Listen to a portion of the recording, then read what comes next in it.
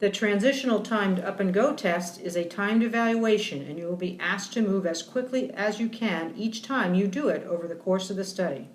If at any time you feel unsafe, stop immediately and inform your study team member. You will begin the test by sitting in the chair provided with your back against the back of the chair.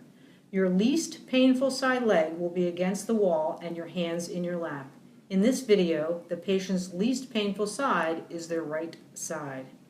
When the study team member rings the bell, the evaluation will start and you will turn 90 degrees in the chair, stand up from the chair without using your arms, and walk as quickly as you can following the red tape on the floor without jeopardizing your safety until you reach the step stool. You will then step on the stool with your most painful side leg first, followed by the least painful leg. Use the handrail if necessary to maintain your safety. Then step down from the step stool starting with your least painful side leg first, followed by your painful side leg, and turn towards the chair. Following the red tape on the floor, walk back to the chair as quickly and safely as you can.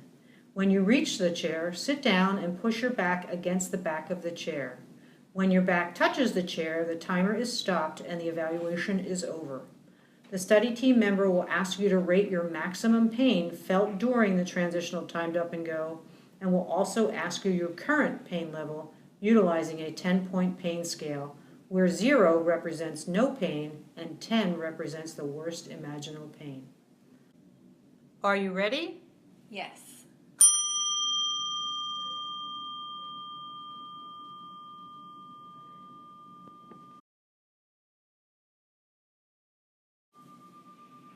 Now, using the scale provided to you by the study team member, rate your maximum pain during this evaluation and also your current pain level.